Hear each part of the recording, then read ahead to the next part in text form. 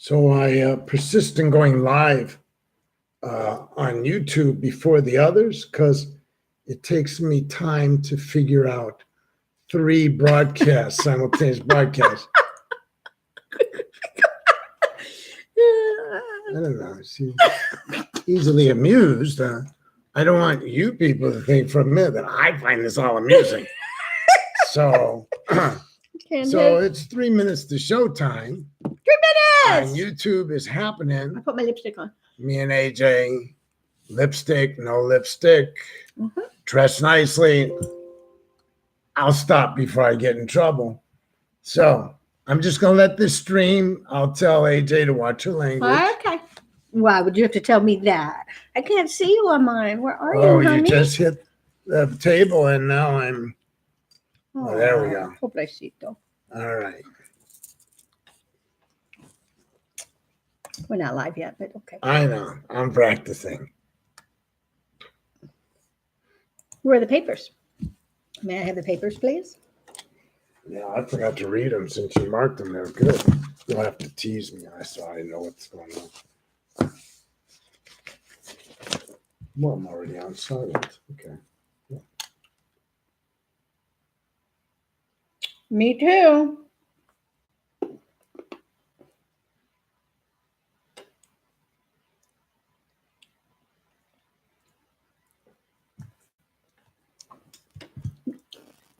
Where's my drink?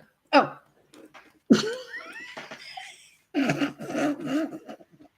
Oh, where's my glasses? My dad used to say to me, if it was a bear, it would have bit you. We have 2 minutes to air time. 2 minutes. Woo-woo. 2 minutes to the show starts. We're getting prepared here. Sort of. Are you actually talking to somebody? Yeah, people. Oh, look, you went live. Yeah, I know. We have 1 minute left. 30 seconds. Okay. Mm-hmm. I'm going to try it. Don't knock over my drink. Maybe I should put it on the floor.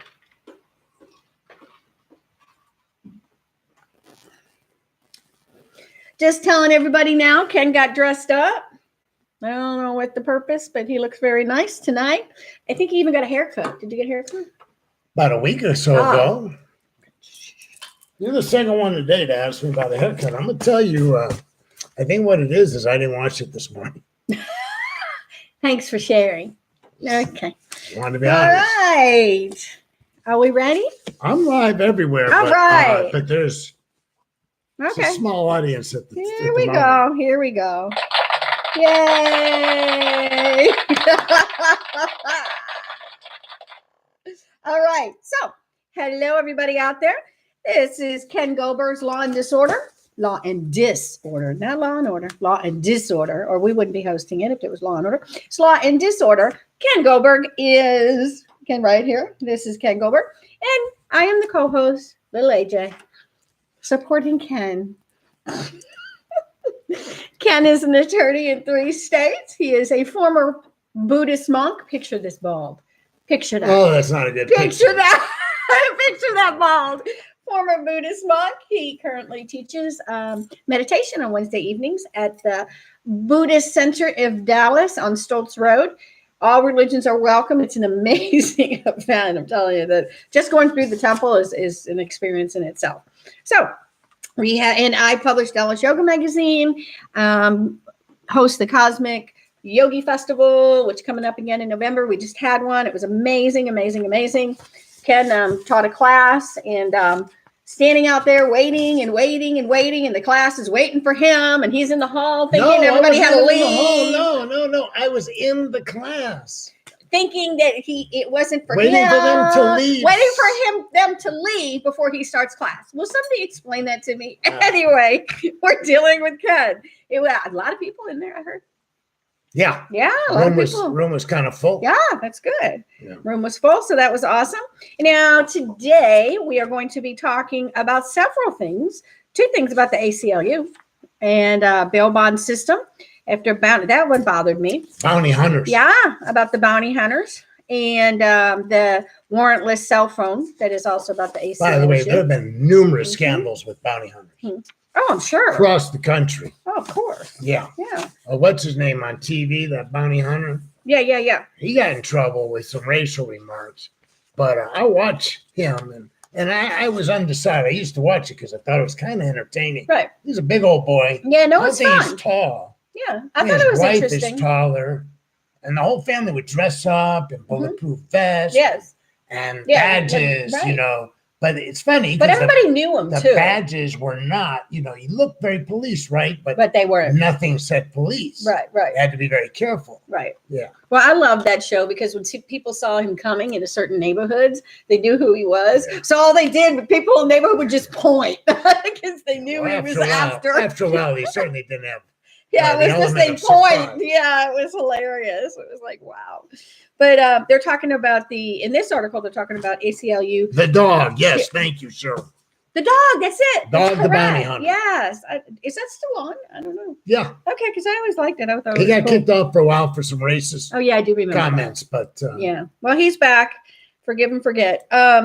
So this is about ACLU challenges bail bond system after bounty hunters are charged with assault. So Ken will tell you about the story. So what I found fascinating is Mhm, these bounty hunters broke into a home in what state was this? Montana, mhm, right? They kicked down the door, they grabbed this guy, uh-huh. and off they take him to jail. No, wait, they just didn't kick it down. They were wearing tactical gear, camouflage, assault Well, rifle. yeah, like we were talking I mean, about yeah, dogs. yeah. I mean, like Dog, you total, militia kind of Yeah, thing. dogs carrying. He's not carrying real weapons. Oh, I didn't know that. He's carrying like paint. I didn't know that. Yeah, those are not. Oh, no, that's no. funny. I didn't Yeah. realize that. He's not Okay, risking. I like the guy He who's wasn't better. risking Okay. a lawsuit. Well, he Okay. probably wasn't allowed to in Hawaii. Oh, I mean, there were okay. probably prohibitions against what he could carry, right? Okay. All right, so they break in, but here's the thing: before we get into the meat and potatoes of bounty hunters, is the guy didn't show up for driving without a license. Yeah, that's why they. This The wasn't- guy they're after didn't show up because he was driving without a license, a misdemeanor charge. This wasn't a How guy much who could was- these bounty hunters be getting for a this guy- misdemeanor They charge? get a percentage of the bail because when Well, here's they how. couldn't have been a big percentage. It's a misdemeanor charge for no license. Well, they said that they said in there somewhere. I thought. Oh my lord! Well, it says the average bail That's felony. is 12,000. But that's felony. So yeah. So here's the way the bail bond system works. Usually. Mhm. Now Illinois got rid of bail bondsmen before I was old enough to need one. So that means I got arrested one before time I with was my some- bail bondsman. The cop says, "Would you like to call your bail bondsman?" And I said, "Well, this is true story. that's kind of perverse. It's a true story. I can't make Was that he up." doing drugs? Well, we were both sort of getting sober at the time, Well, and we got pulled over. He I mean, was I know bail driving. bondsmen in town that do drugs. No, literally, we got pulled over. He was driving. He got pulled over because he had a suspended license. So they're arresting him, and then I had a warrant out for my arrest. So they're arresting me. So they're carrying me and my bail bondsman. Well, he deserved it. You know, he really deserved We were in our early 20s, it. I don't care. I just did Take him off the jail. If he was in his that. early 20s and he was doing bail bond work, His mom owned the company. yeah, I was about to say that's a little His young. mom owned the company. Because it takes a lot of money to be a bail bondsman. So, How many people can say that, though, that they got arrested with their bail bonds? Man, not many. I can. so Sergeant Major is on, and he's saying the next one to be arrested with is your lawyer, and he identified the lawyer. So here's what happened. Let me get through the facts already. All right. I'm sorry. I'll behave. Well, no. Let me explain bail bond. Illinois is important for me to start the explanation. They got rid of bondsmen. Yes. So in Illinois, you get arrested and the Mhm. judge sets a bond. On the bond, then the bail is 10% of the bond. So if the judge says you need $10,000 bond, or you have a $10,000 bond, you need $1,000 to get out. So what the county of Cook in Chicago does is you post a cash bond of $1,000, and when your case is over, when everything's been adjudicated, you're trying to reconnect, and you had a lot of people. Look at that. So what happens is that's really sucky. It says due to poor wireless connection. Well, I don't know what to tell you. So I can't. I'm distracted now, right? Hold So on, I'll anyways, go live again. So you put down $1,000, you get 900 back. The government keeps 10% of every bond that's collected in the city of Chicago, probably throughout the state. So then I moved to Texas, and here's the bail bond system here.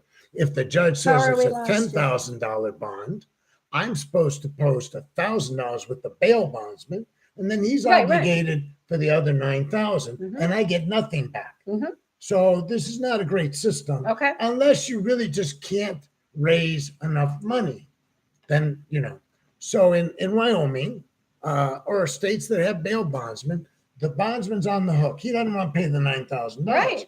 He's afraid he's going to be on the hook. So he's going to tell you, bring this guy in, and I'm going to give you whatever dollars. What is it? I don't know, 50%, whatever it Right. is.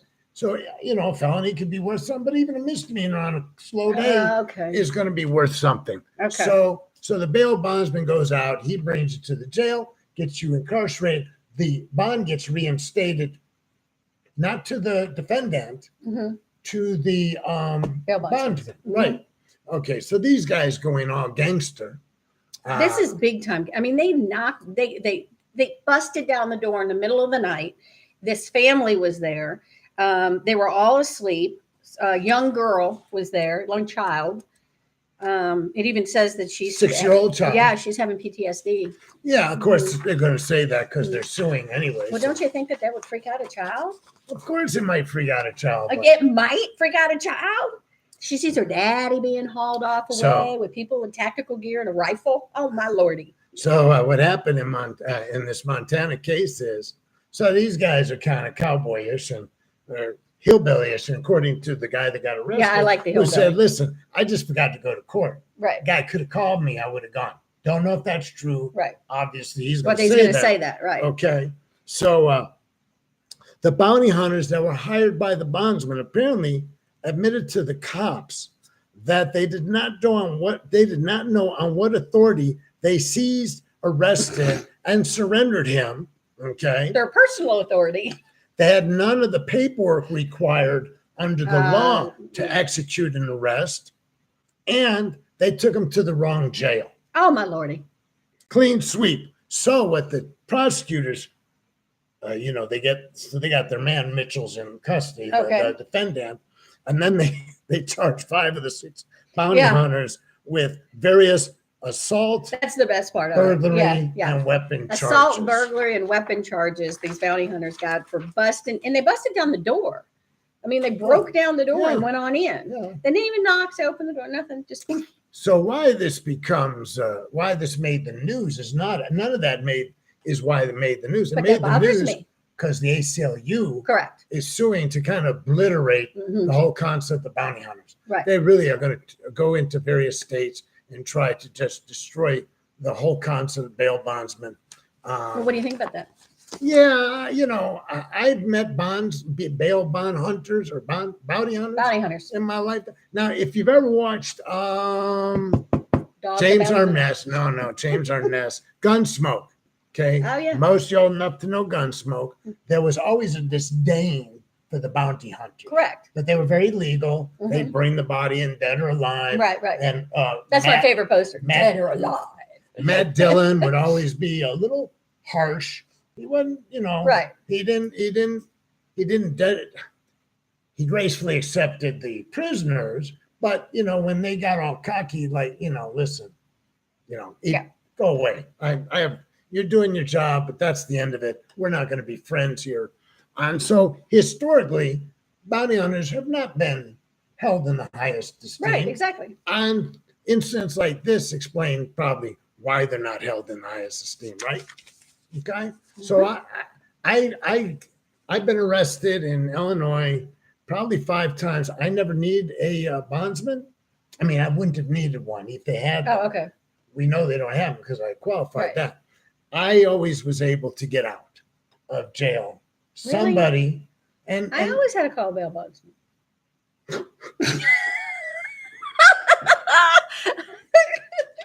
okay, moving right along. I mean, what do you do with that? What do you do with that?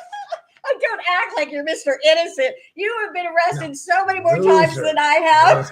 Yes, but I never. He has been arrested. He has been arrested so many more times than I have, and he's playing fingers at me. No. And actually, I scoffed at her for saying she had to call a bondsman. I know. I called my mother twice, but I was 17. I didn't want to call my parents. I was in After my I early was 17, 20s. I didn't never want to called call my my. I parents. didn't. Yeah, no. See, I was about. I called I was in my early friends, 20s. or There was actually, no way I was calling my parents. So I'll tell you a little side story about Bond, right? So James Bond. I was arrested enough times before the age of 22, 23 that I started making sure that there was bond money somewhere accessible. Right. Well, that makes Okay. sense. Correct. And so what I did was I got here. I wasn't that smart at that time. I was still using. Well, you were young too. I mean, and I was using. when I got here, I calculated what the average felony bond was. Mhm. It's about $30,000 for a violent felony. And I just kept $3,000 in my pocket so I could bail myself out. Oh my So if God. you ever rob me, man, if you ever rob me, I used to think, you know, I was a good potential victim. I always had about $3,000 cash. My gun was worth $4,000 usually because it was a custom 45. I would be a good hit. The problem is I was also what you call a hard target. I wasn't easy to rob because of that $4,000 custom 45, right? That made me a little difficult. Anyways, moving along. That's just a little footnote. So I wonder if somebody's I streaming carried- video. I carried bond money for close to 20 years. I Never got understand that. arrested in those 20 years. Never needed it. And then when I had a family, when I kind of started a family, I would leave the money in some place where the wife could access it Right. and use it so that I didn't have to get robbed of it. I understand. All right. And here's the ACLU at work again. Or maybe it's, ACLU. Yeah, it's you again. Hey, Karen and Ginny and everybody else. I know that. tuned You know in. what? I just want to mention this. This is the first time that you've had more people on your. That's because you keep going offline. I wonder if somebody's watched streaming a video through the internet or something. Oh, maybe we should ask Alex not to. I don't Could know. she Is be she on? streaming a video? I don't know. Yes, she could be. So, hey, Paul, Lisa. So, U.S. officials, here's the article. I'm going to skim through it, and then you're welcome to chime in. By the way, we're broadcasting simultaneously on YouTube at Ken Goldberg's Law and Disorder channel. It's actually a better picture. So the ACLU says that the old and accepted practice at the border, U.S. border, Yes. from any direction, Yes, Canada or Mexico. to search freely Mhm. without a warrant is acceptable and legal. And the Supreme Court has ruled. So even a citizen who's coming into the country Right. does not have the same protections under the Fourth Amendment, which is freedom from search and seizure, that others have, that they would have elsewhere in the country. Gotcha. So, But this is when only coming in or out of the country, at the border, coming into the country, Coming at the into- border. at the border. Yeah. Okay. So I'm coming in and I've got a laptop. They say that they're entitled to search your laptop. Don't keep naughty pictures on there. There's a lot of things you probably. It says that historically they've been going into emails Mhm. and all kinds of I stuff. can't imagine sitting there while somebody's going through my emails. I mean, that would really bother me. I And don't know how then, well I would behave. then. Now in the day and age of the cell phones. So some of the dispute has arisen out of people coming in for whatever reason. Could have Mhm. been suspicion of terrorism, Right. drug dealing, or I just want to be obnoxious because I don't like the way you look. Right. But they're telling people Which I to think more the give latter is up, what happens. give up Mhm. your password. Right. And some people are going, oh, okay, Yeah. I got nothing to hide. Here's my Right. password. Other people are going, double screw you. Right. Right. So, and there are cases where it went to court, and I'm assuming, based upon the ACLU's case, Mhm. that most of those people lost. Right. Now, But you now know, they're trying to at the end string of the that day, around. if you've got me incarcerated and there's evidence in my computer, you can hold me in contempt. You can do whatever you Right. want. I'm not going to give Yeah. it. Right. laptop from Molina High School. So, Steve, laptop from Melita. I love it. so you can make comments on Facebook. You can make comments on the YouTube channel. I've got this set up to monitor. All right. So they're Well, suing. look, I mean, like, They're okay. suing the government and challenging the authority of the Border Patrol, Immigration and Customs from warrantless searches of devices at borders Right. and They're airports. saying they So have to going have through a your warrant. luggage is one thing. Right. It doesn't, why? That should everybody seems to have accepted Right. long time We're ago. getting on a plane. gonna We don't want to open blow your up. suitcase. We're gonna look through our So no, this is suitcases. coming in Mhm. again. Either way. Okay, well, yeah. Mhm. All right. So, so it'll be interesting because at this point, there's never been an adverse ruling. It says What do here, you think they're gonna rule? in 2018, 33,295 electronic devices Mhm. were searched. That's a lot. I'm That's gonna- up I'm from. gonna read that. It's Yeah. up- So that's up from 5,000. yeah, that was up by 25,000 almost. Right. 33,295. 5,000 was in 2012, and it went all the way up to 33,000 searches. There's an issue going on there. So this is the channel you come to. Yeah, interesting. This include all port of entry. Paul's asking. Well, yeah, if Yes. it's a port of entry, yeah. That includes Yeah, it. coming into this country, you're subject to searches. People ask about the searches at the airport, and you brought it up. Right. When you're leaving, Mhm. so you can take a gun to the airport. People are like, you can't take a gun. I can take a gun to the airport. You just can't I get, can't go go through through security. the security. Right. Because there are signs that say, Right. you abide by our rules. Crap. I forgot I know. Yeah. I know. I've Yeah. been dealing with firearms, airports, all kinds of rules and regulations for almost 30 years.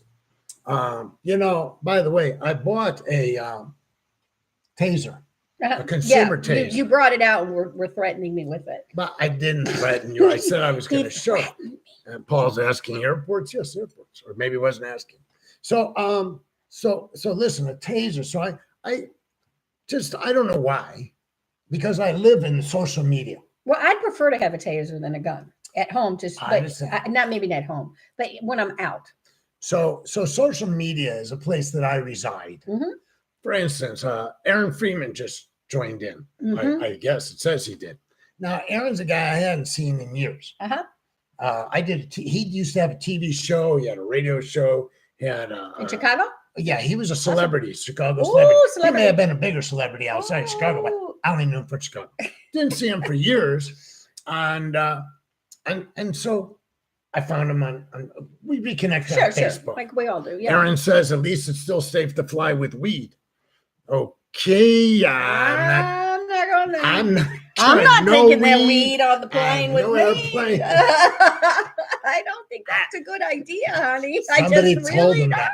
Maybe I don't. So I wouldn't yeah, take the chance with the drugs, I sniffing think he dog must going be- up and he's- down the line. he's poking us. I think he is. So, in fact, years ago, a guy that we both know Mhm. who owns a nightclub in town. Mhm. It's not an adult nightclub, but it's not a not adult nightclub. Okay. He had cancer, Okay. and he went to Oregon, Seattle, somewhere up there, and to get treated, Okay. advanced experimental Okay. chemos and stuff. And so he told me the story about how he taped all this weed to Oh my his God. body, and then he put his clothes on. And he said he's sitting on the airplane for a couple Sweating. hours. Yes, and stinking. It's like, oh my gosh. So it stinks like weed? He said it was- Oh my God. He said he could smell it.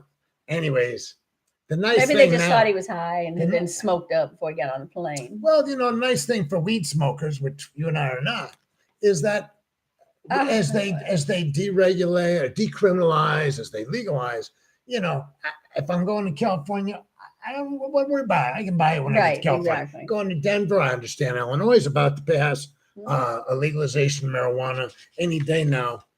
Texas didn't. Now, huh? I didn't think it went all the way Texas through. not only But I has- thought it was going to go through. I really did. I did. I was being Wow. we don't. I just thought it would. I That's thought beyond- why? I don't know. I thought for small amounts of marijuana that it Are was you going to s- pass. That we, are I you didn't know. serious, Aaron? At LAX, they rifled my bag. let my weed in, but took my hot sauce. They let your weed in. Well, it's California. But those are TSA are That's supposed to awesome. operate under federal. Why did rules. they take your hot sauce? Where were you coming from? Well, if it was in a Mexico? jar, that was a few years ago. Maybe it was in a jar. Remember, you can't bring in Oh, okay. liquids, That's right? right. That's right. So, Get chunkier hot sauce next time. so I haven't had an excuse to wear a stubbed shirt since the 90s. I know. Look at this. But it's still nice shirts, aren't they? Very nice. Yeah. Expensive. If you know something about Ooh. clothing, when I used to have money, I bought the stubbed shirt. I'm about to take it off because I'm beginning to sweat. Okay, go ahead and take it off. I don't have my dollar. You know what? I think I'm missing a cat. You take over. Missing a cat? What do you mean? Yeah, I'm missing a hearing the wine. Oh, let him okay. out. I forgot to let him in. Okay. So that's Ken's show because he just leaves me sitting here. Okay, well, I'm going to move on because this is about, okay. So I was a teacher in inner city high school. My friends from Molina and, there's Stephanie, from Molina and Sunset High School. And they are talking in Florida about the teachers arming themselves under the new gun bill. So they're expanding it so that teachers, just classroom teachers, can start taking these long classes and everything. It's like a long thing. It's like 100 and some odd hours class to carry a gun at school. Okay. And I know me and any of my students out there watching this who know me, they did not want me carrying a gun at school. I can just see these teachers at some point shooting the kid. I have seen the most calmest, nicest inner city high school teachers lose it with their students, completely lose it. I'm not even concerned about a teacher using it I am. offensively. I What am. I'm concerned about is I'm afraid they're going to pull it out and shoot the kid right there. no, I don't. There were a couple times I might have done that. What's going to happen is it's going to be a negligent or what is commonly referred to as an accidental discharge. It's going to be a Okay, I see what you're what saying. we call I'm not even negligent worried. I discharge. get that, and that I agree Okay. with that 100%. Because but I'm guns don't go off accidentally. And I'm telling you, those teachers, when those kids get in your face and scream and yell an inch from your face and threaten you and cuss you and their gun falls on the floor, what are you going to do? You would pick up your gun and shoot that kid.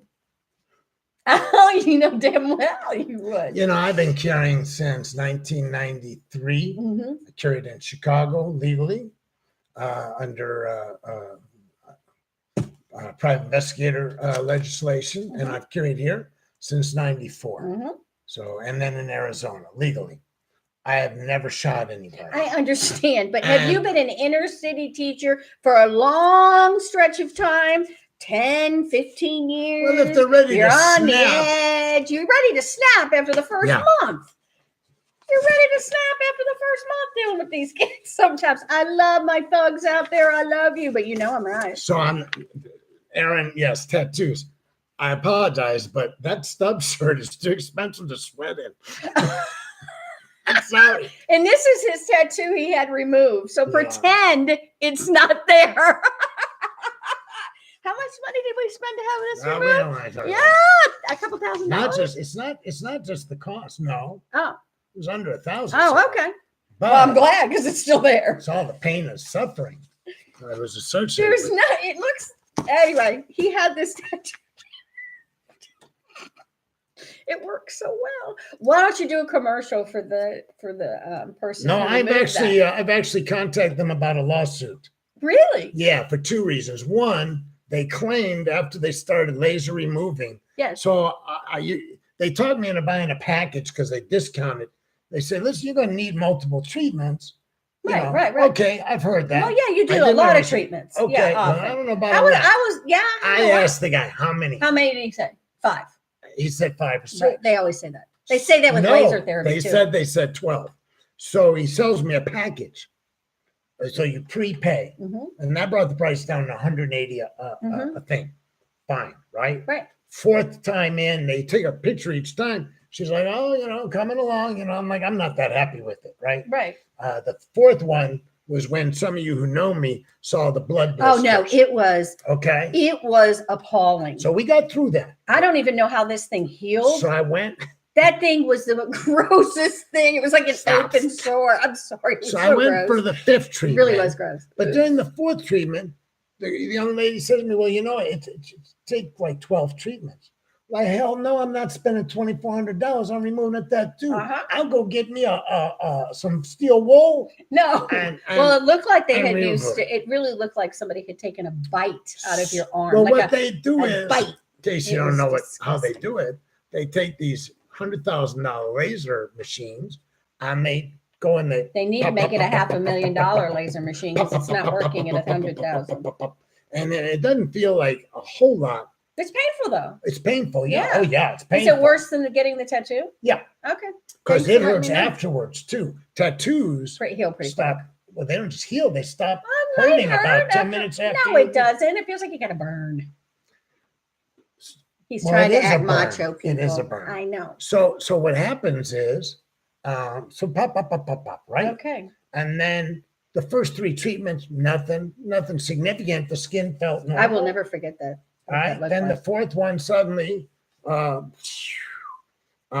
Aaron probably saw the pictures of it. He Oh, no, said, I "Thanks could- for it sharing was the awful." pictures." All right, so it was awful. So when she said, you know, could take 12, I'm like, I'm out. But I went back one more time. I had prepaid. Right. And then I contacted and said, you know what? Just refund whatever money I got coming. Right. And then I noticed it's now been a couple of months. My skin doesn't feel right. Well, it's a scar tissue. Well, it's supposed to heal. No, it the one. Okay, let me. The 'Cause I'm ones that putting a I new have tattoo seen. on. The ones that I have seen, this, I said to you, I cannot believe this didn't scar anymore. The ones I've seen are massive scars Yeah, after. not supposed to. Those are the ones I've seen. That's why I was like, I didn't want to have anything Well, removed those on my parents ankle should- because I was like, I'll Those just leave people it on my should stop ankle. after the first treatment. I mean, huge. Ray Dean said, you know, that one of the risks of having teachers with firearms Yes. is a student accessing it. I'm not really that worried about it. And No, there are I'll teachers say- out there that I can see not being responsible and doing that. Well, and I'm well, a teacher. well, I forget to lock my drawer one day. I'm so we sorry. we can't necessarily operate this country on the lowest common denominator. That, Really? Yeah, really. I want you to come down to an inner city high school and meet the 155 teachers. And I want you to talk to I them worked with 5 them. minutes apiece. And I I want worked you to with- tell me which ones would forget to lock I their work drawer. with many teachers. I want you to see which ones would Now, lock their drawer. here's the thing. I raised the family with firearms in the Mhm, house. mhm. I did it responsibly. I understand, but you're a responsible person. You'd say that, Well, if the I just people that know are how- going to sign on to do this yes. will face criminal prosecution Okay. if they don't Well, I adhere wouldn't do it anyway to the because rules. I Well, yeah, they're not Yeah. forcing it. I'm not going to do it. Yeah. You have to volunteer. But weren't some of the schools, like not here in Texas, but weren't some of the schools saying that the teachers like had to dad it at one point? I don't think so. Okay, I hope not. So, because so in Florida, they did the Guardian program, and the initial program was only people who are part-time classroom teachers. Mhm. So what they really wanted the gym Cookies. teachers and guidance counselors and stuff to sign on to do this, Mhm. but hardly any did. So they've Yeah, expanded. no kidding. it. It's They've just an expanded extra it. reason to get sued if something That happens. may be, but bad. I've seen many interviews with teachers saying, "I'd be happy to carry a gun." I got Mhm, Okay, whatever. mhm. I'm Oh, not in favor hey. of teachers carrying a gun, but I not because they'll understand. leave the gun where a student's going to get it or they're going to accidentally discharge it. I am opposed to it because I am a tactical firearm student and instructor. And to hit the broadside of a barn from the inside takes some training. Right. And police officers demonstrate repeatedly. All of you people who live in any major urban environment, you know that the number of shots missed Yep. is, you don't Far know greater. this, but I'll repeat it because I've talked about it on our shows. 73% of all shots fired by trained police officers. Now they're not, They miss, right? they miss. Yeah. So I keep picking up these papers like to move on, but you know, That's okay. well, finish your statement, Aaron. It's illegal to drink and drive, but what? Okay, so I don't know. Do we even need to talk about What do how I? they're getting rid of? I talked about Well, during the promo. So yeah. 90% of suspensions in the state of Texas are people who are their licenses are suspended. Mhm. License suspended. Driving license suspended. Okay, let me start over. As of 2018, January, 1.4 million drivers 10% of the state's drivers that year had suspended licenses for not paying surcharges. This is Texas. Texas. Mhm. Over 90% of suspensions in 2017 were due to driving without insurance or valid license. Now, this insurance thing is a major problem. It's- People don't have insurance. I Correct. don't know what the answer is. They strip your license if 3 months after the fine has been imposed, Mhm. you haven't paid, they increase the fine. Correct. Now, I have helped people to navigate their way around these, going in and asking for the fines and stuff to be removed. Right. But now that they're building it into the code, it's not just judicial discretion. Although in So they this have case, to pay it, right? so what they want to do in Texas is they want to charge everybody $2 when they get their driver's license. That's what I think I understand. $2 more. Yeah.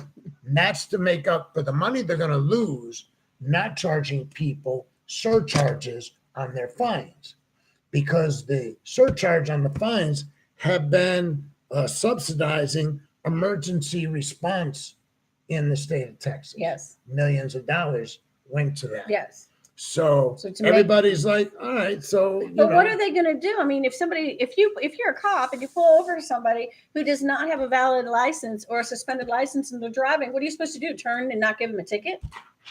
I don't agree with that. They shouldn't be driving. And why did they lose a no, these are license? surcharges. This is like your fine plus. Okay. So you But get what if they keep doing it you're over and getting over and over mandated. again? And they're, Well, are they you throw following you what in I'm jail. saying? Okay. Okay. Yeah, I mean they do in Illinois. I've gotten hit. Yes, That's a sore subject for me because I've gotten hit twice by people with no Absolutely, insurance. it's And should be a it's sore point with ridiculous. everybody. I mean, bad. So So it's a sore subject with me. So when I was a lawyer in Illinois, I got this case. I was practicing in DuPage County. Those of you from Illinois, and I got this kid, young man, and he got in trouble. I don't remember everything in the beginning. I'll remember the end. So they came to me. He came to me, his mom, and he came to me. I'm driving without a license. So we went into court. We got him probation, but his license remained suspended Mhm. until he paid some fines, Sure. whatever it was. Can't you sit the fines So out he in gets jail? arrested. You know how they do that? You sit in there on the Yeah, weekend. but you don't get your license back. Well, you can You can sit the fines out, pay the Well, fines out, and then he get the ended up spending about a year in jail over this. Yeah. He kept going. He kept getting rearrested. Well, then he's a dumbass. And it was Naperville, He's Illinois, a and dumbass. it wasn't that big a jurisdiction. So every time he got in the car, the cops would bust him. And then the mother brought me her other son because he got arrested on DUI and lost his license. And the My poor husband mother. lost Can I his go? license. Can I go give her a hug tonight? I told him, honey, you Can need I go Al-Anon. So Oh. she would have to get up in the morning, come to the jail, pick up my client and drive him to work because he was on work release, Okay. and then drive her other son to his job. And her Oh, you got to husband- be crapping me. Jesus. There's So, no freaking way. So Aaron's point was it's illegal to drink and drive, but people still do it. Yes. Yes. You cannot legislate morality. Correct. There are no fines. And we talked about this in even way up here. Forget these minor infractions of the law. Mhm. I talked about how I did the murder case where the kid had been a psychiatric patient Mhm. and he shot Yeah, somebody. they just He did. killed him, and the judge said, well, I'm giving him 60 years because I want to deter others like him. And I said, that presumes That just happened here. that he thinks that while the range was 20 to 60, if he killed somebody, he'd probably get 20. I'm like, Judge, he didn't think about it. People that do these things, we're not talking about walking in a liquor store, face mask on, Know what they're shooting doing. the We're clip. talking about These are mentally ill. people, these gang, well, not just mentally ill. Well, these gang kids, they're just impulse. They're raw impulse. Mhm. You know, stand on the corner, somebody shoots at them, they shoot at somebody, or their friends talk them into it. They're still young. Their cerebral cortex is underdeveloped. It's impulse. Right. And you can't penalize impulse the same way you plan somebody who actually has plotted, has weighed the consequences. I know my clients didn't weigh the consequences. No. Okay. Did I ever tell you about the kid who might shoot it, who took the bus to a drug deal? And then the drug deal went bad and he went and stood on the street corner and waited for his bus and they came by and shot him 9 times. I mean, come on, who does that kind of thing? So he lived. Wait, he Okay, so he needed to go to this drug deal.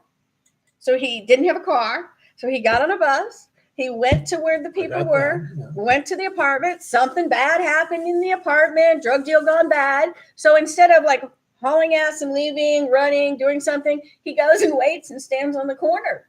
Well, I guess I'd really like to know the underpinning facts. Well, who knows what happened in the apartment? Oh, something bad. I don't know who got mad at who or what happened. Doesn't matter. He went and stood on the corner, but he knew that something went bad. I mean, what a dumbass. He got shot 9 times. He lived 9 times because I'm waiting on the street corner because the drug dealer just went bad and I got to get home. Oh my God. It's ridiculous. You know some of the stupidest people. I know. I'm telling you. You're bondsman. I was 20 then. This is when I was teaching, and this kid was super tall. He was a star basketball player, great kid, and he couldn't use his hand anymore. Yep, stood on the street corner, got shot 1 time. We may have to find a backup plan for AJ's co-hosting, because if her previous experiences are any indication, we could have a problem at any moment.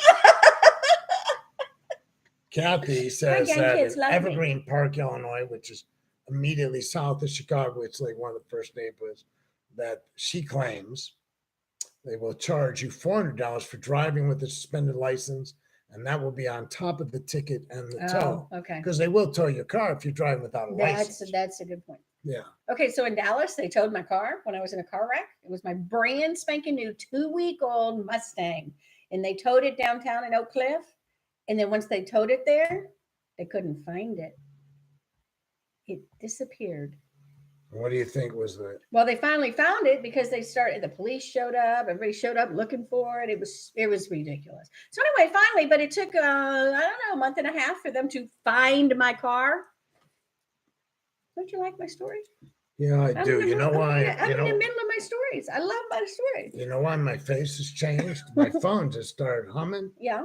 And the reason I'm chagrined right now is, and I know a lot of other people, starting about 2 months ago, I'm getting calls. Yes, thank you for bringing this up. 7 times. What is it? A day or an hour. Oh no, I'm getting him an hour. Telling me that I'm not answering. We just found a new insurance enrollment period. You're eligible. Oh, I'm getting all kinds of crap. I mean, I was at Dunn's with Alicia for an hour, and I was showing her my phone, and her phone's been blowing up, but not quite as mine. As I had 6 calls.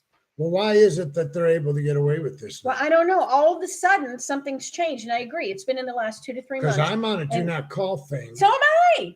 Yeah, I know there were some exceptions. So, for instance, if you have a Citibank card, anybody that's under their umbrella can call you. So if they've got a personal protection ID protection plan, yes, that division can call you because you're already doing business with Citicard.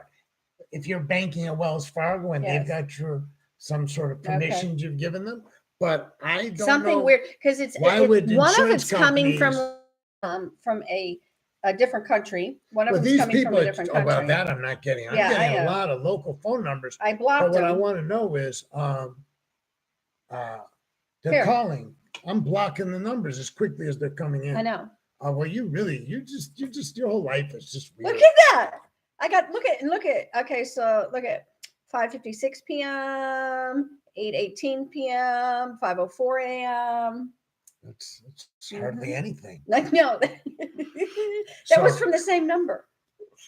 So if you're having that problem and you know the solution, feel free please let us know because it's bothering me and a bunch of people have been asking me. They're coming in and I'm blocking. I'm blocking. So I went from having maybe 4 numbers blocked. Yeah. And they were legitimate, like I just don't want to ever talk to this human being again. Right. To this lengthy thing. And I will block it now and 5 minutes later I will get the same voice, same thing from a different number. Yes. Yeah.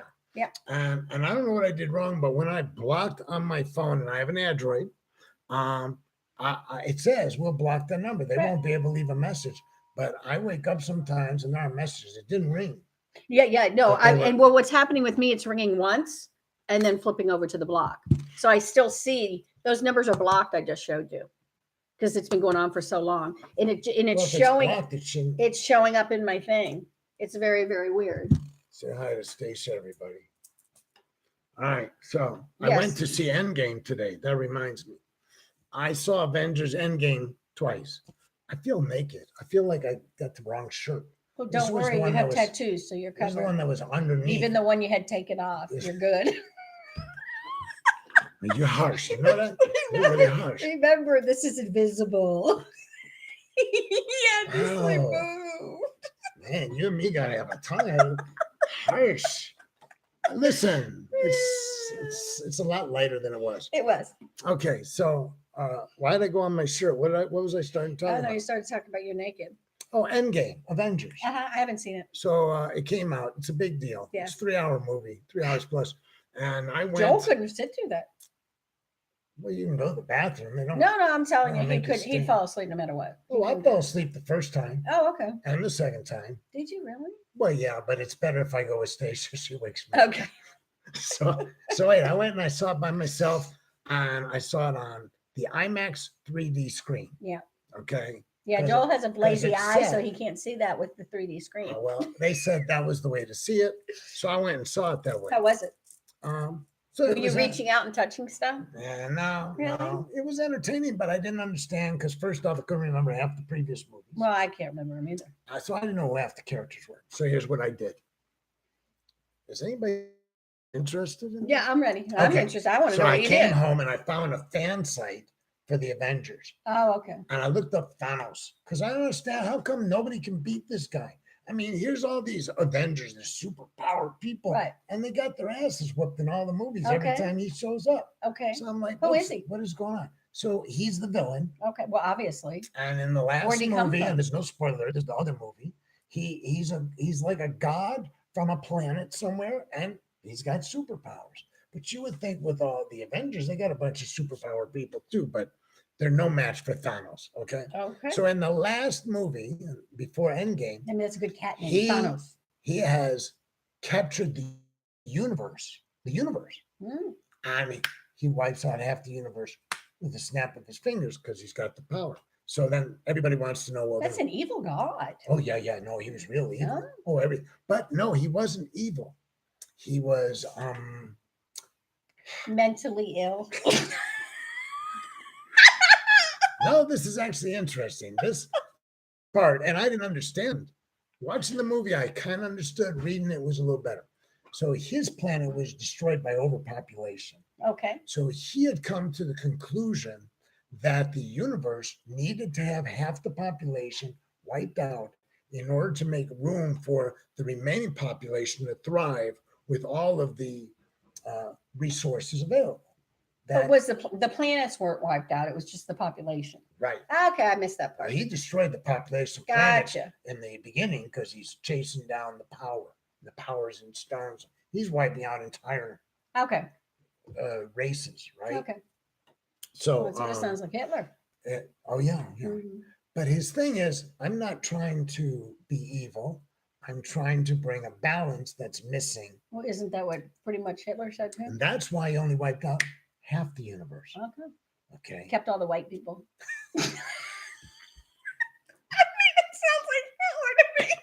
Aaron says it. He intended to do ultimate good. But his thing is, he was without any conscience about it. So his thing was, whatever it takes to achieve this ultimate good, I will do. I will sacrifice my family. I will sacrifice my colleagues, my Whatever. Yeah. co-people, Okay. and on and on. And He was on a mission. he was on a mission, and he achieved it in a previous movie. Now there's a 3-hour movie about what do you do about this, because it's kind of and so I And they went. can't kill him. So I went and I watched. There's no way the- to destroy him. Well, so far they're. Okay. So I want to know who is this badass, and so I So you can get him tattooed right here. I found a fan site, and for a week I've been reading it in my spare time. So what it is, it explains all the movies, Uh-huh.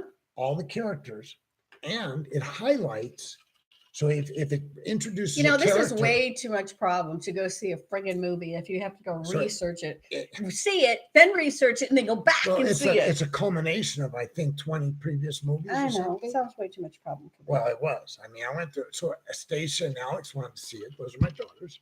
So we went and saw it again today, Okay. and it was more enjoyable. First off, you talk about sleeping. I missed 5 minutes when I was by myself because I was asleep. And that probably was the most important part. No, it wasn't the most. Are you part, sure? But well, so I told How do you know? You didn't see it. It might have been.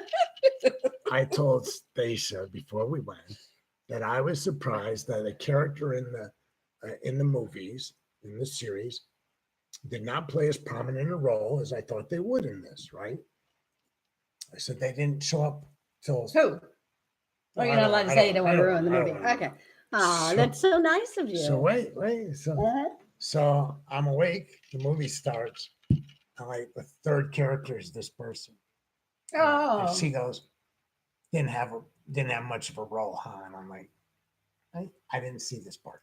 Anyways, so and then there's a part. I don't like going to movies with people who fall asleep. I really don't. Then there's a part in the movie where something I'd be happens, poking you. and I had slept through that part too. And this time I was awake for it. And I'm like, oh, that's what happened to that person. All right, Dear God. so Law and Disorder is based on the following premise. There's a premise? Yeah. Oh, Yeah, it's got to be about something. really? Yeah, so every third show, Oh, every third I show. like to introduce what the point is. Thank you. Okay. Okay, let's hear the point. So the point is that you and I will bring a social commentary first and foremost because the name Law and Disorder and because of my background as lawyer, we'll bring some social commentary to the law, Yes. right? And we're not going to talk about the constitutional crisis that is erupting as we sit Correct. here because of actions being taken by the chief of the country. And we're not going to go into that. Thank you. But I do want to tell you that I'm 66 years old and there has Whew, never you're been, good. there is, there has never been a constitutional crisis of this magnitude in the history of the United States. If you don't know what I'm talking about, that's okay. I'm just saying this is going to get big. It's going to get ugly. It's going to get expensive. It's going to be a challenge to the entire country. No, I don't snore, Kathy, when I'm in the movie I theater. do, Kathy. So, but Stacia seems to keep an eye on me, my daughter, and she Thank God. nudges me.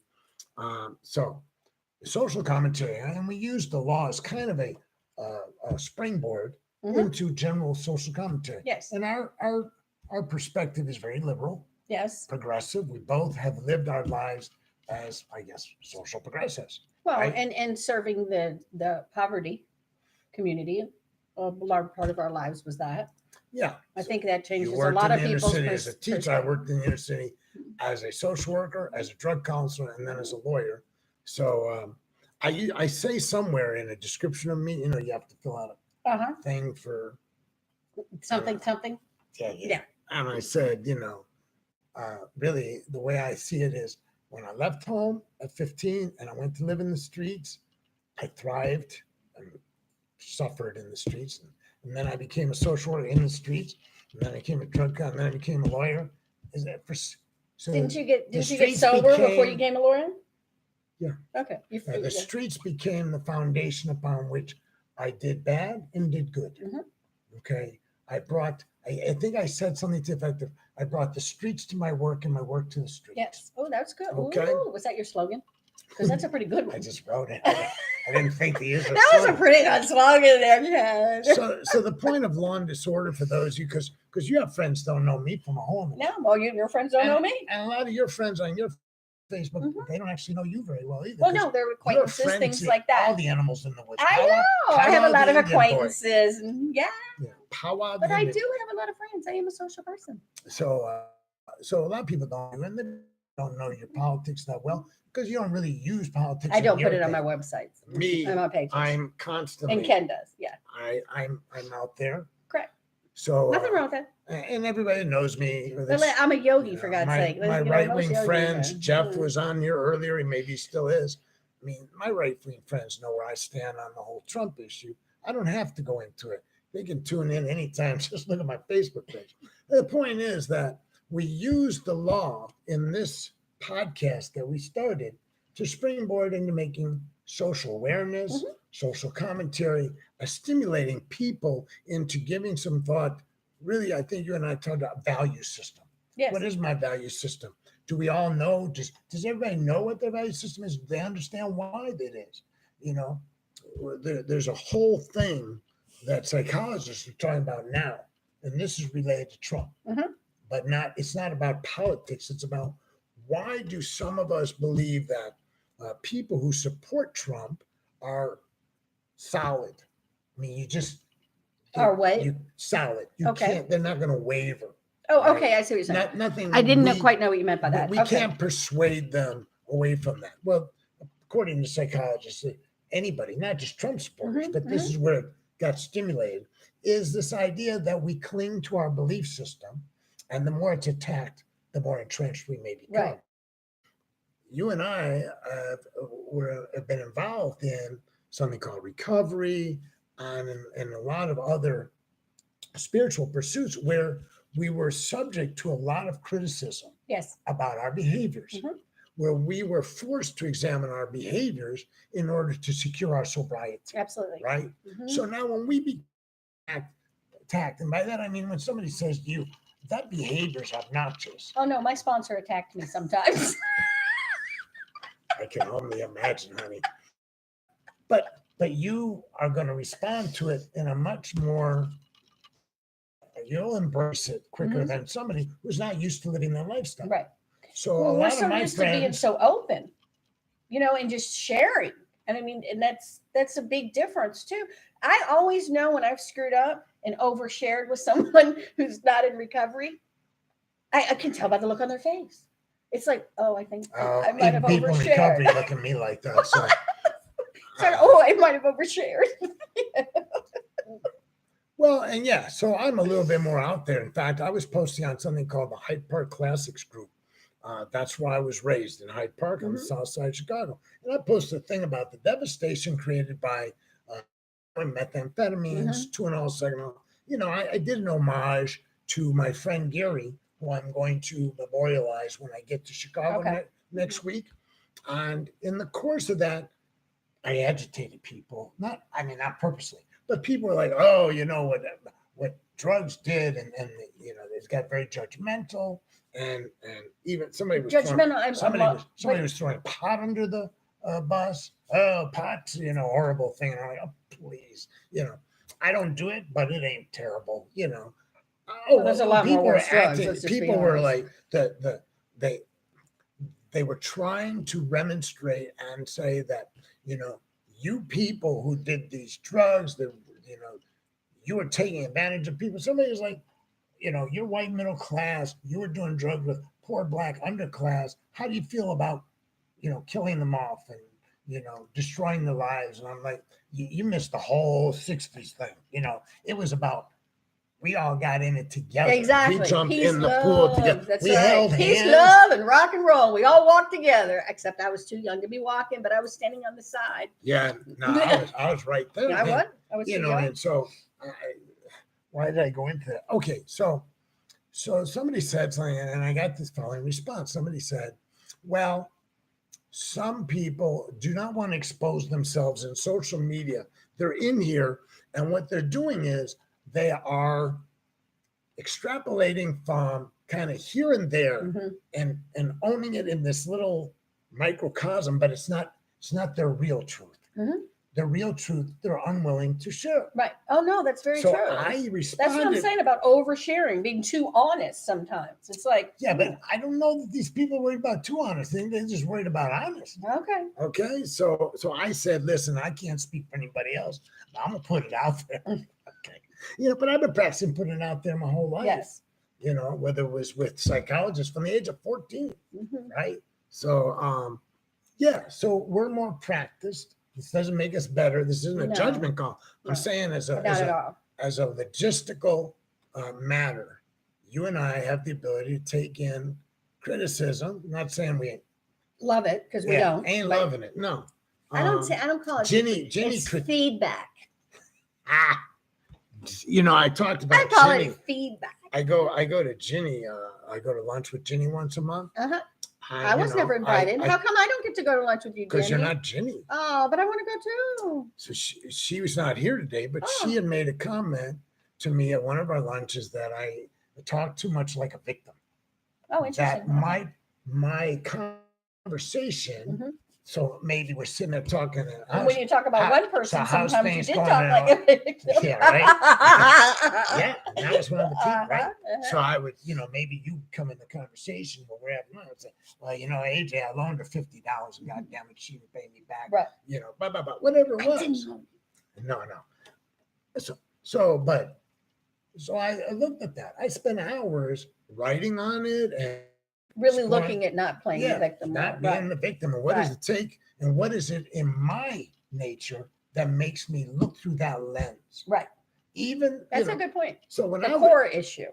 when I was growing up, okay, if I got mad, let's say Aaron, I don't know if he's still there. If Aaron screwed me over, Mhm. no problem, babe. I'm gonna go get my homies. We're gonna talk about it. I'll tell you what car he's driving. I'll tell you what he's wearing. And if any one of us catches him, it's gonna be somebody gonna get beat down, right? It was just like, all right, yeah, okay, yeah, you messed with one of our boys, And what do we do today?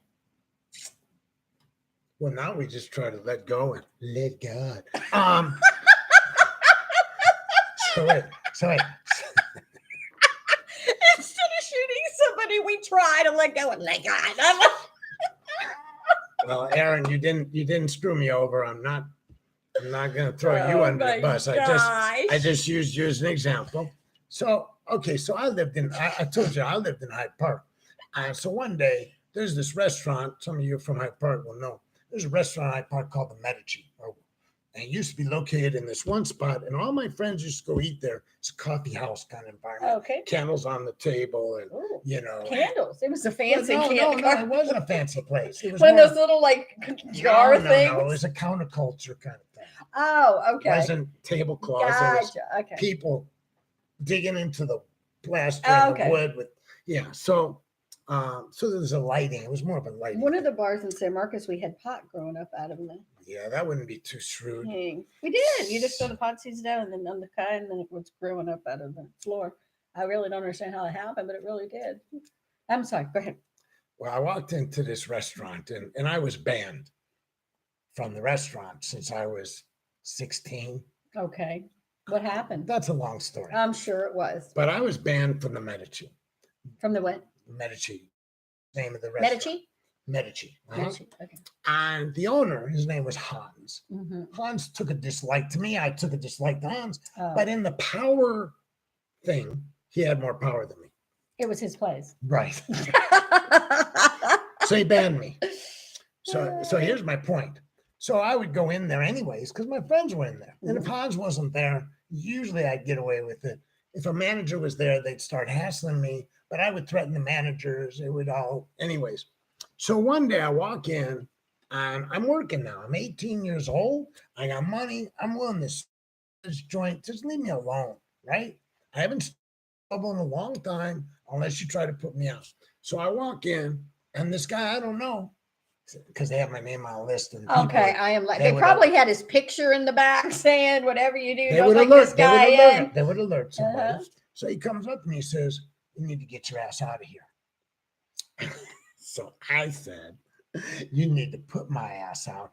And by the way, what I suggest is go back behind the counter, get you one of them big ass knives and bring it with you because you're going to need it, punk. Right? This is when Ken was how old? 18. And how many times have you been arrested at that point? No more than 4. Oh, okay. So he goes to the phone and calls the police and stuff. Of course. That's what I would have done. So I was telling you how we would operate when somebody would perceived as having victimized us. So now I go, I'm telling you, so there's a big picture window and there's pizza. They're making pizza in the window of this place, right? Okay. And he's in the window frequently standing there. He's managing, he's making pizza. Okay. And I'm walking by with my peeps and I'm pointing at him and saying, if you see this guy in the street, whoop his ass. Oh my Okay. Oh my God. I'm glad the statute of limitations. That's how it went. Oh, well, it didn't end there, by the way. I mean, if you want a cute little anecdote to wrap the show with, I was there with a guy named Ed Smith. I remember Ed was a Vietnam vet, and I'm pointing at this guy and saying, him. I want him, And the guy looked up at me and he did like this. That means come here, right? Right. Yeah. So I walked in and I went up to the counter, in the What did he interior. do? And he said, he was chastising me for threatening him the previous time. And he said, I thought you had a gun. Mm-hmm. And so, I said, well, maybe you're lucky. I didn't have one, maybe. And he said, yeah, well, if you pull that again, he said, I'm from the Lower East Side of Manhattan. I didn't know what the Lower East Side. Okay. I got the drift. Okay. From the context. He said, you do that again, I'm ready for you. And Smart Mouth goes, yeah, you are, huh? He says, yeah. And he pushes a pistol in my forehead. God. You're such a dumbass. I can't believe you did this. You went in and just set yourself up. The guy that you're mad at and his threat and says, come here. And you just go, okay, I think I'll go. Well, I didn't know what he wanted. I thought maybe he wanted to tell me that the war was over and I could come in. Just out of the blue. He would have probably waved a white pizza flag or something. He's holding a pistol in my head. It was a small semi-automatic. And I said to him, listen, you better go ahead and shoot me, because if you don't, I'm going to take that away from you and I'm going to stick it up your ass. I'm going to blow out your throat. Oh, my God. You were just absolutely, completely insane at this age. Insane. I may have been 17. I'm not insane. Sure. Cray-cray. So he pulls the gun back and he looks at me and he says, hold on. And he puts the gun in the drawer that he took it out of. He says, let's talk. He comes out from behind the counter and he says, listen, my name's Tony. I don't want any trouble. I heard you were a crazy guy, so I got a gun. I said, well, maybe I am crazy. Right? And you are at this point. He's already verified you are crazy. It's not if. He's looking at this 17-year-old punk who is off the chain crazy. See, you just summarized it. Off the Just a chain young punk. crazy. So those of you who are from the streets will understand, and then we'll wrap up. Crazy. You threaten me. You intimidate me. You come at me. I have no choice but to stand firm. And here's why. Perception. I cannot allow, as a street dweller, I cannot allow the perception that I right. Well, will that's back when you're down. right. In the street, you have to 100%. Believe I get that. That there's nothing you can do that will make me surrender. Right. That if you're going to have to kill me. Right. Right. No, I get that. That's how the street. I get it.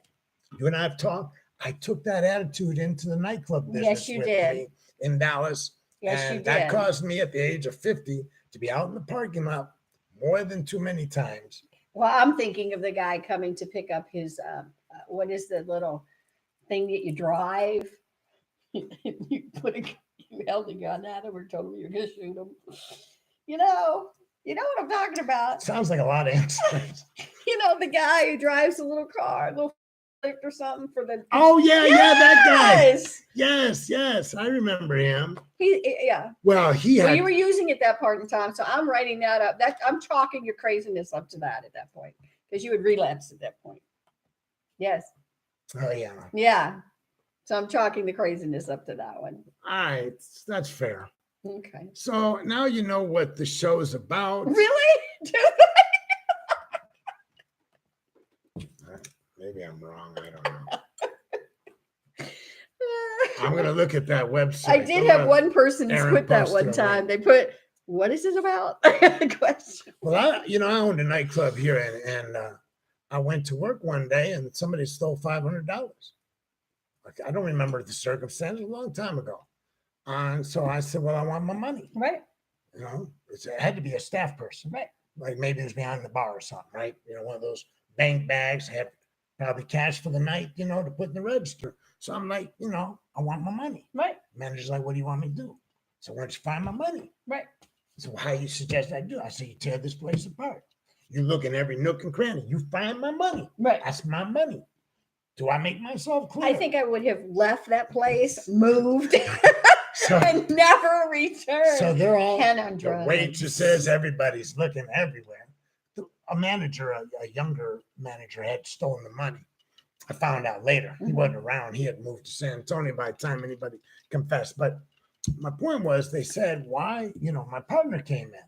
So why you got these people tearing this place up looking for your money? They think you're crazy. I Well, said, and that was the point. I would have left though, and that worked for you. It would have been okay. I don't know how you ever kept employees. Well, I wasn't doing anything to the employees. Well, you were making them look around. Well, yeah, it's $500.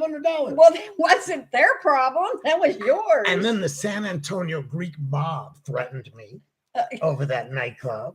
That was the one in Lower Those Greenville. days Is that are one? over. Huh? That was the one in Lower It's one on Greenville. Lovers in Greenville. Okay.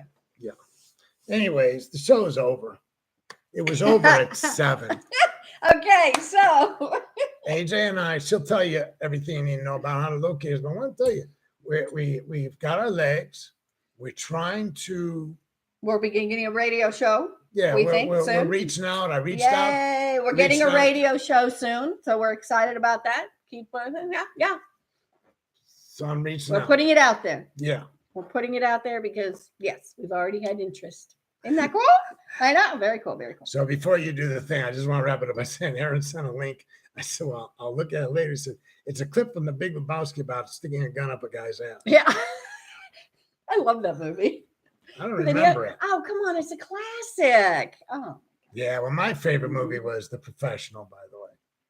I loved how sick, what's his name is, that the British actor that plays all the American roles, Gary Oldman. Gary Okay. Oldman, when he threatened this 10-year-old girl. He put a Oh, pistol. that's not funny. Oh my God. Oh, We're it was- leaving on that note. This is Ken Goldberg. No, I didn't mean it was funny. You It just said it was I funny. I misstated. It was stunningly, incredibly. Inappropriate. perverse. There you go. It wasn't inappropriate in the context of the movie. It was just perverse because he was smiling. He was going to kill her. Oh my God. Yeah, and he was telling And her. this is your favorite movie? He says to her, I'm "Do seriously you- considering do my you- job do you here. Love your wife?" And she's sitting there. She's crying. He says, "That's good, because I do so hate taking the life of someone who does not cherish it." Oh my God. And he knows he's memorized this. I am seriously concerned. Okay, we're leaving on Yes, this Damien sad, Lewis. twisted, So really perverse explain who we note. are, where they can find I'm us. going to. This is Ken Goldberg with Ken Goldberg's Law and Disorder, and I'm AJ, his co-host. Ken is an attorney here in Texas and other states as well, but he is in Texas right now. And so contact him. You can find him on law-disorder.com. And you can also see the replays on YouTube. Just search Ken Goldberg's Law and Disorder. And I'm AJ from Dallas Yoga Magazine and Cosmic Yogi Festival. But I also redevelop homes. So if you have any home out there that is in distress, let me know because we are looking for 2 more right now. All right. So By there the we way, go. my sister just said Damian Lewis also plays American roles. Yeah, I should wear a shirt, Karen, but I mean, you came in I late. already like Karen.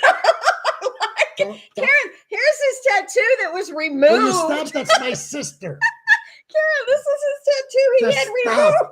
She came late. She doesn't get to He restart paid the money for this. She doesn't get to restart the show. I had a shirt. I took it off because it was getting He was sweated up. trying to be sexy. He saw some people on. I don't know. I I came don't know. in. I apologized. Oh my God. So she said Damian Lewis plays a lot of American roles. I think I brought it up to you one time. And just so you can leave if you need. That there are too many British actors playing American roles. It's like what's his name? Viggo Mortensen Okay. in the Green Book. Is he American? But Yeah. honey, how are they going to replace those people? Why can't you get a guy who's got a Which Bronx one? accent to play a guy from the Because Bronx? he was a genius in that role. He was unbelievable. No, don't mess with that movie. I saw that movie twice. I'm just saying. It's like when the Indians used to be played by Italians or somebody with It's like I don't understand why we need to go find British actors to play American roles. That's my point. We seem to have, Don't mess with the Green Book. you know, we've That was a got, perfect got a movie. pretty big population. Perfect movie. And I'm just thinking, okay. All right, honey. Are we ready? Let's go. Well, apparently, Oh my God, I can't Aaron said we should both be shirtless. go. My sister apparently took some umbrage with it. Thank you, Karen. So Aaron said he was joking. Should we call him a sexist? I don't care. By the way, I'm old school. you know That's what? the way they used to say Next- things. Next time we do a show, we should talk about how the Me Too movement has landed up almost ripping the Democratic Party apart while the Republicans stand on the sidelines. Right. Me Too, all you want, baby. Really? Well, the Republicans have Trump, so let's all the Democrats go. All right. All right. All right. That's the end Love of the show. y'all. Peace out. Bye, Woo! Kathy. Medici's one of Love her favorite y'all. restaurants. Let's see. And live video. Here we go.